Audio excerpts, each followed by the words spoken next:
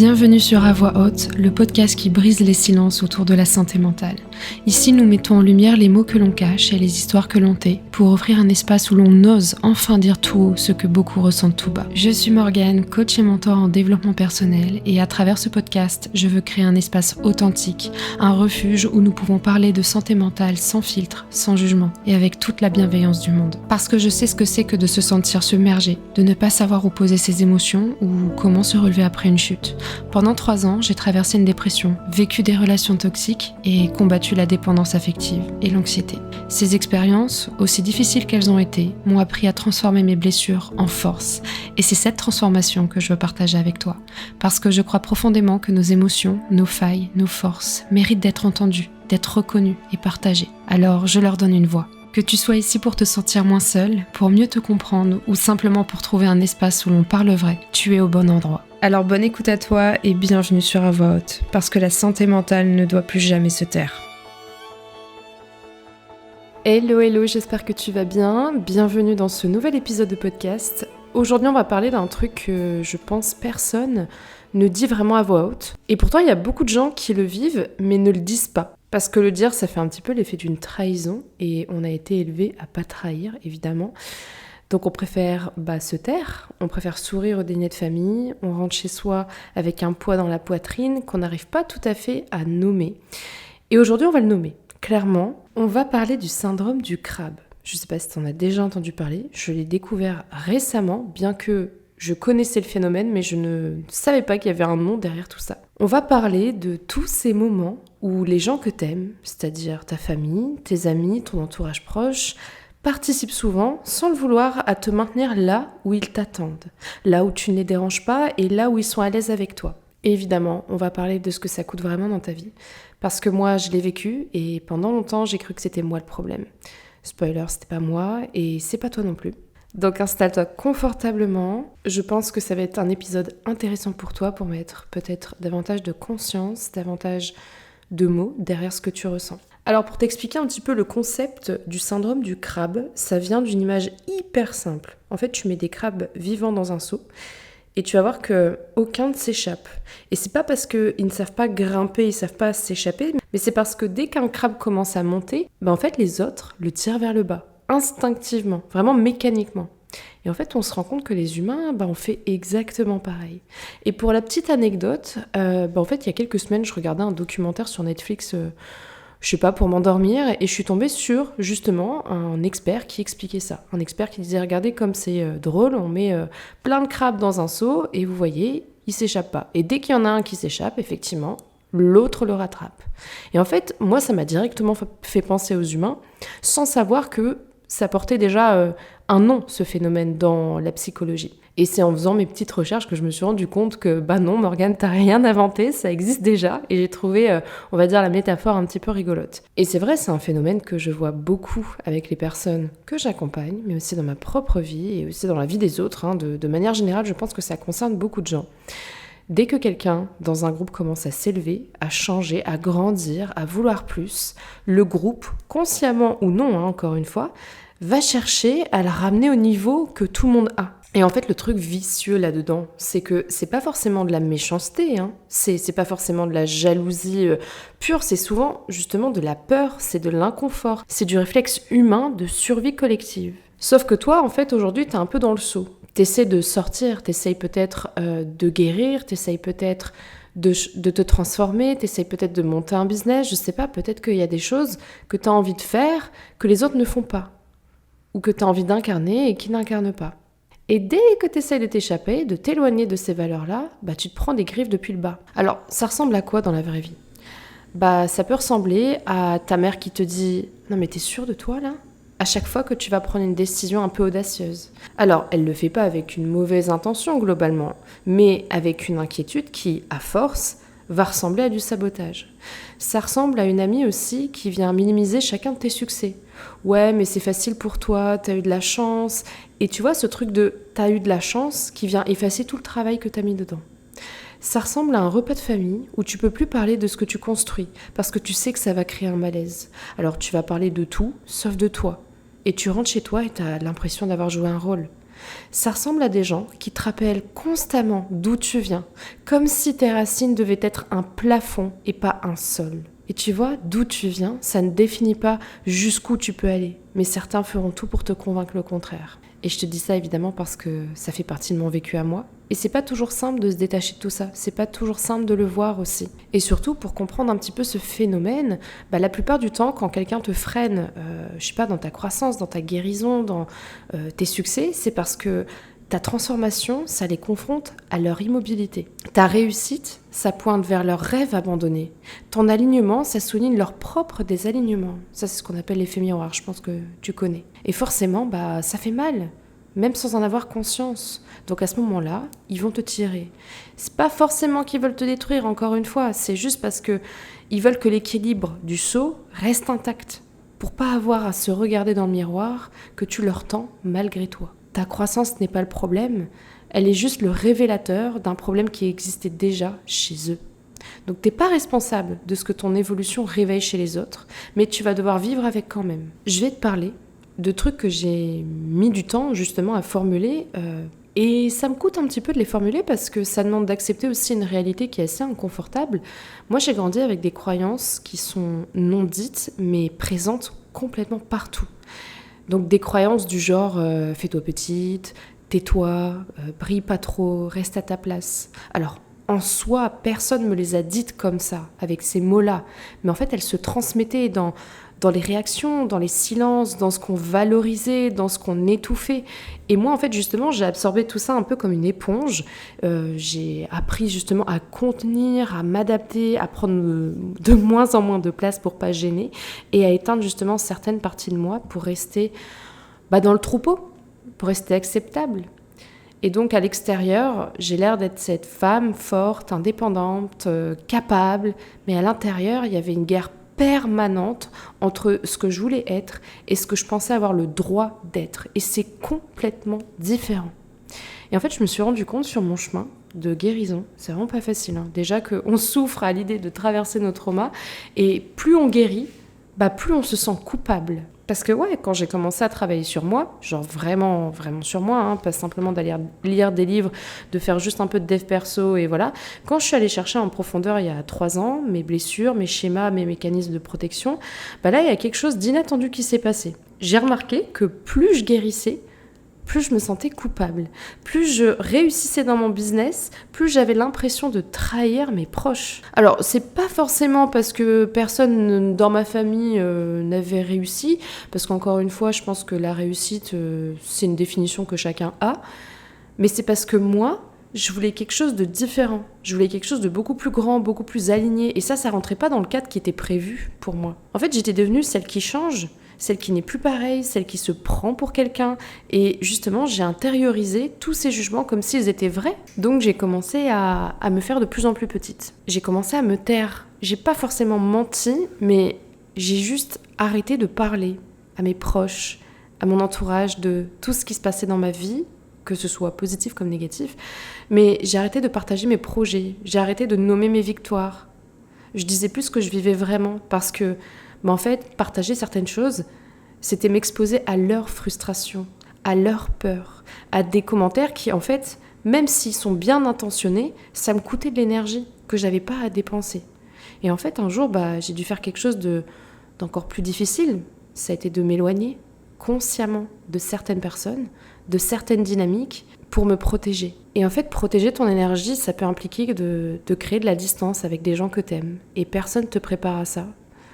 Et c'est vrai, cette décision-là, elle m'a coûté. Elle me coûte encore parfois. Mais ça m'a sauvée, je pense, pour tout, en fait, pour m'aligner. Et j'avais vraiment envie d'aborder ce sujet de la culpabilité parce que c'est elle qui fait tenir tout ce système encore en place. Et parce que si les autres te tirent vers le bas et que toi, tu ressens rien, ça va aller. Tu vas sortir du seau tranquillement et tu vas continuer ta vie. C'est facile.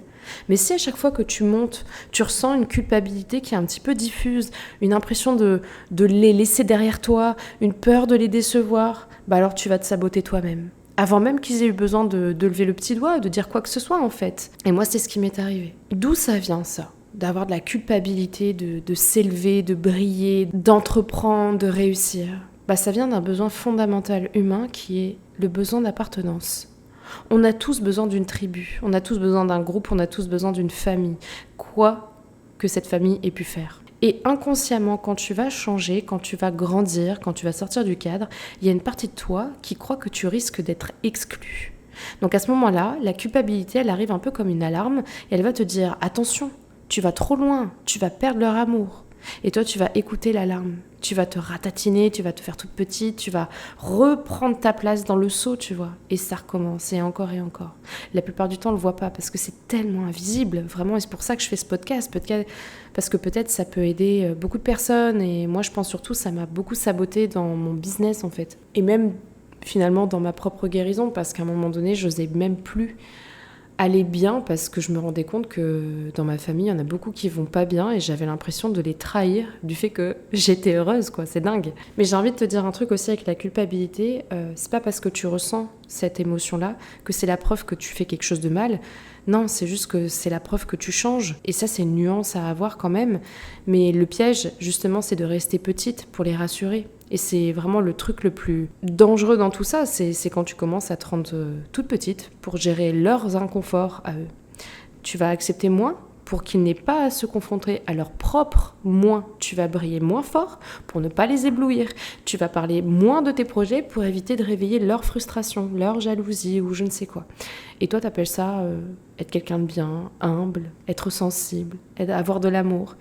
Mais franchement, soyons honnêtes, 5 minutes, ça c'est de la capitulation. T'es en train de te sacrifier encore une fois pour maintenir un confort qui n'est même pas le tien.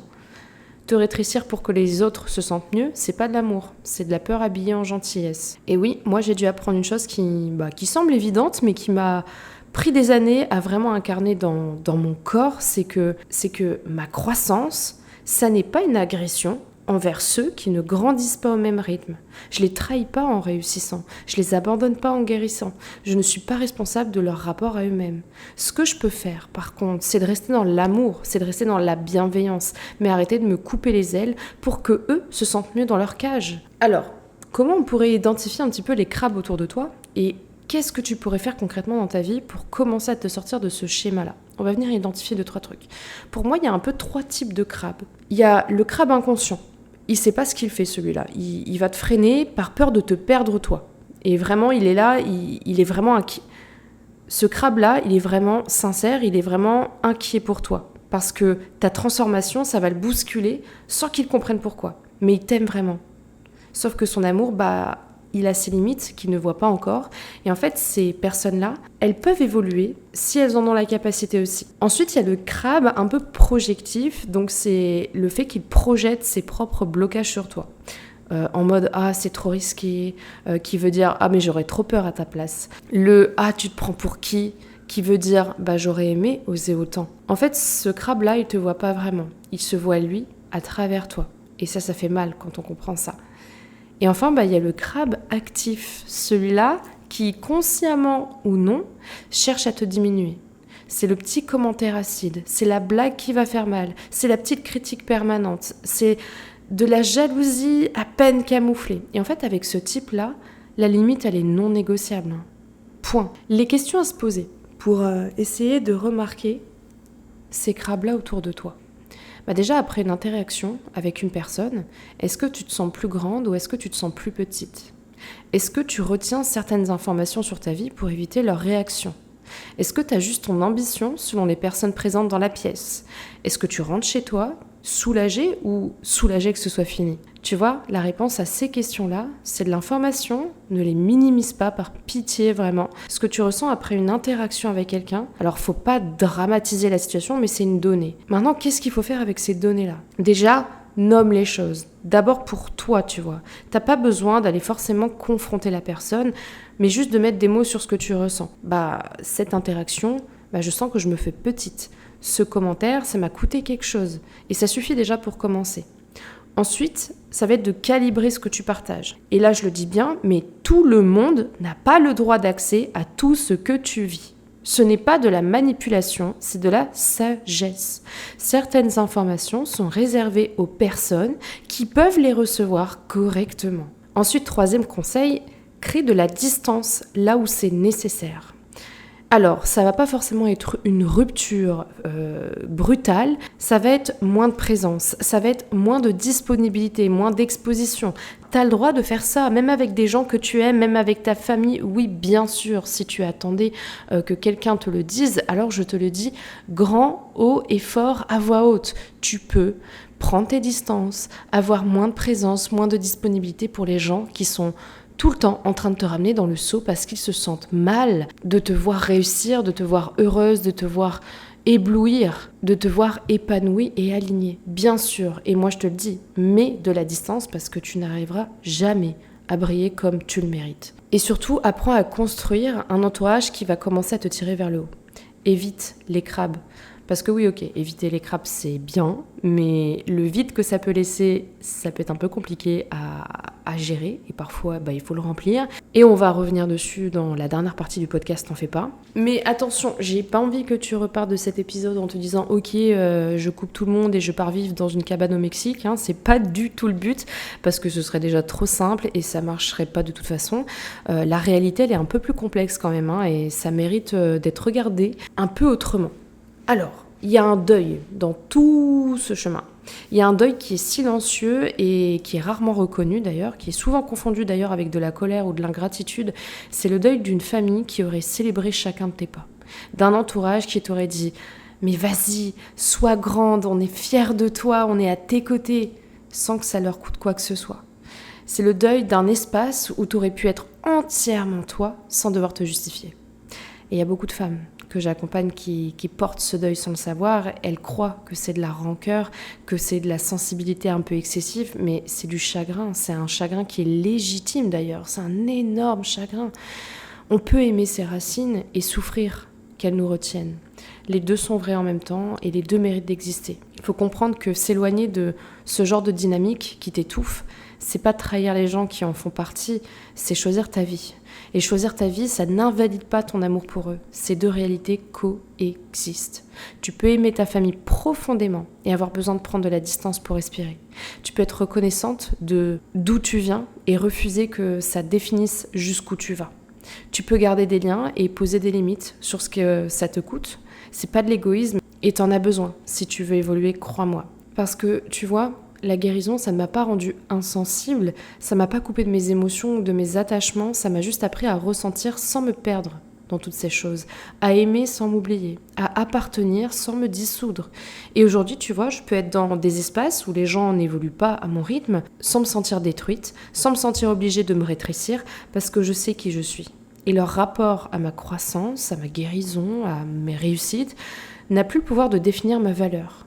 Et je pense que c'est ça, en fait, finalement, la liberté dans la vie, vraiment, parce que la liberté, c'est pas forcément de ne plus sentir la traction que tu ressens quand t'es dans le seau, c'est aussi d'avoir assez de force en toi pour grimper quand même quand tout te retient. Mais avant de terminer cet épisode de podcast, il y a quand même un truc que j'ai envie que tu regardes et qui va être un petit peu inconfortable. J'ai hésité d'ailleurs à le mettre en face, mais comme j'introspecte un petit peu dessus depuis 2-3 semaines, je me suis dit que ça pouvait être sympa de te faire part de ça. Je vais essayer de te rendre un bon service quand même pour que tu puisses évoluer, parce que pendant tout cet épisode, on a regardé les autres. Ce qu'ils font, comment ils te freinent, pourquoi ça fait mal.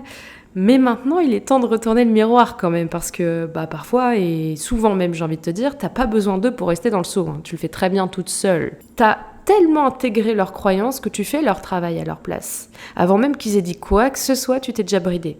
Tu t'es déjà tronqué. Tu as déjà mis de côté ton projet pour qu'il soit raisonnable, tu vois. T'as déjà imaginé leur réaction et tu t'y es conformé par avance. Tu sabotes tes relations avant qu'elles aillent trop bien, parce que, au fond, tu ne te crois pas mériter quelque chose de stable. Tu vas procrastiner sur ton projet le plus ambitieux, pas parce que tu vas manquer de temps, mais parce que tant qu'il reste dans ta tête, il peut pas échouer. Tu vas venir minimiser tes propres succès avant que les autres le fassent. Ouais, c'est rien, c'était facile, j'ai eu de la chance. Tu les devances à ce moment-là. Tu te diminues la première pour pas leur donner l'occasion de le faire. Et justement, le crabe le plus efficace est souvent celui qui vit dans ta tête. Parce que lui, tu l'emmènes partout. Et ces mécanismes-là, ils ne sont pas apparus nulle part, évidemment. Ils ont été construits, brique par brique, par des années d'environnement qui t'a appris que briller trop fort, c'était dangereux. Que vouloir plus, c'était présomptueux, c'était être quelqu'un de mauvais, que de te choisir, c'était de l'égoïsme. Alors du coup, ton système nerveux, il a intégré que rester petite, c'était beaucoup plus safe. Et maintenant, même quand l'environnement externe a changé, ton programme interne, il tourne encore. Et très clairement, c'est de la biologie, vraiment, c'est de la survie adaptative. Mais je te préviens tout de suite, tu peux changer ça. Mais pour changer ça, ça va te demander certaines choses. Déjà, de remarquer, de pas te flageller, de juste remarquer que là, je suis en train de me saboter. Je vois le mécanisme. Ça demande de te demander, ok, cette limite que je perçois là, elle vient de la réalité ou elle vient de ma blessure ? Ça demande de tester des trucs qui font peur. Alors, pas tout d'un coup, mais progressivement justement, et de mettre ton corps et ton système nerveux en contact avec une réalité un peu différente, qui vont prouver que tu peux grandir et survivre, que tu peux briller et être aimé, que tu peux réussir et appartenir quelque part. T'es pas obligé de te punir d'avance pour des blessures que les autres t'ont infligées. C'est leur héritage et c'est pas ton destin. Tu peux changer ça. Tu peux changer complètement ça. Mais justement, ça va te demander de choisir aussi ta tribu. Tu l'as bien compris, c'est un besoin humain. On a besoin d'appartenir et notre tribu, elle est importante. Alors comment on fait quand on n'en a pas encore ? Parce que oui, je sais, il y a beaucoup de femmes, et moi j'en ai fait partie aussi, qui ont fait le chemin déjà, qui voient toutes ces dynamiques, qui posent des limites et qui créent de la distance. Et puis, à un moment donné, il y a un vide. Ce vide-là, qui fait parfois regretter d'avoir commencé à bouger, je le sais, parce que même dans un seau qui est toxique, c'est quand même de l'appartenance. Et l'appartenance, on en a toutes besoin, je le dis encore. Mais quand tu te désengages de cette dynamique-là qui ne te correspond plus, il y a une période de flottement qui est parfois longue, qui est parfois douloureuse. Tu ne te reconnais plus dans les espaces d'avant. Mais tu n'as pas encore non plus trouvé les espaces d'après. Tu es un peu entre les deux. Et dans ces entre-deux, moi c'est souvent là que j'aime bosser, justement, avec les personnes que j'accompagne, mais dans cet entre-deux-là, la tentation, elle est extrêmement forte de revenir en arrière. De venir recontacter les gens que tu avais mis à distance, de te dire que t'exagérais, que c'était pas si grave, ou peut-être que c'était toi le problème, tu vois. Je te le dis avec tout mon cœur, résiste à ça. Résiste à ce vide. C'est pas un signe que t'as fait fausse route, c'est un signe que t'es en transition. Le vide, après avoir lâché ce qui t'étouffait, c'est pas un échec, c'est de l'espace. Et cet espace-là, ça va se remplir autrement. Moi, je t'invite à chercher des femmes qui sont en mouvement, qui questionnent, qui construisent, qui osent dire des trucs qui font peur, qui existent. Et quand tu es en mouvement toi-même, tu commences à les voir normalement. Essaye de créer des espaces de vérité. Arrête ces relations superficielles sur les belles façades, sur les « ça va et toi ?» Ça te nourrit pas et tu le sais. Ce dont tu as besoin toi, c'est des espaces où tu peux dire les vraies choses, où ta croissance va être accueillie, va pas être jugée, où ta vulnérabilité va pas te coûter justement. Va dans des environnements où vont ce genre de personnes. Je te parlais de femmes, mais ça peut être des hommes aussi, pardon. Je te parle de personnes en général, si tu as envie de construire ta tribu. Moi, c'est ce que j'ai fait. Et partout dans le monde, je vais aux endroits où j'ai envie de rencontrer des gens comme moi, tout simplement. Et il va falloir que tu acceptes aussi quelque chose, c'est que la tribu, ça se construit un petit peu lentement.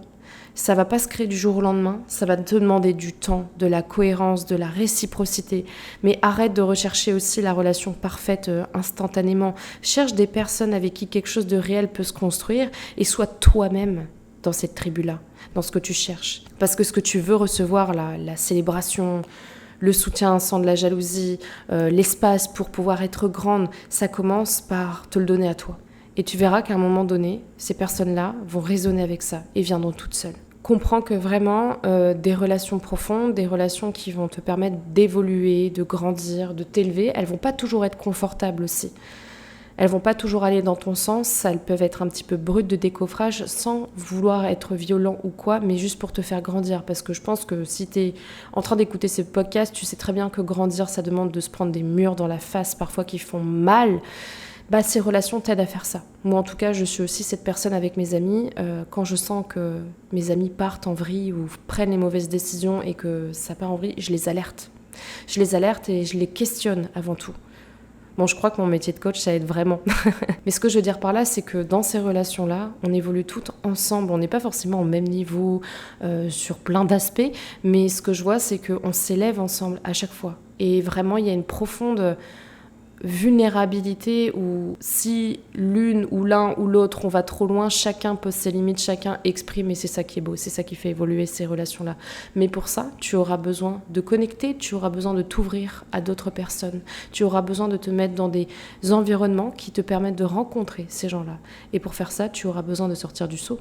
Parce que là, ton seau, il est un peu complet. Moi, j'ai aussi une autre métaphore, c'est que quand je suis en coaching avec les clientes, moi j'aime beaucoup utiliser des métaphores.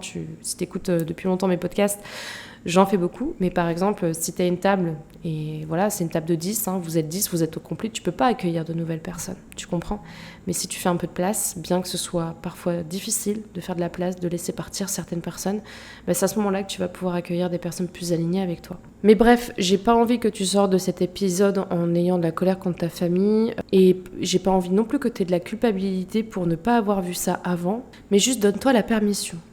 Donne-toi la permission de grandir sans demander l'autorisation, de briller sans surveiller l'effet que ça peut faire chez les autres, de te choisir toi en fait, sans que ce soit une trahison. Parce que ta réussite, c'est pas un affront, ta croissance ce n'est pas une agression et ton alignement, ça n'est pas une menace, sauf pour ceux qui ont choisi de rester immobiles. Et leur immobilité, c'est leur chemin, c'est pas le tien.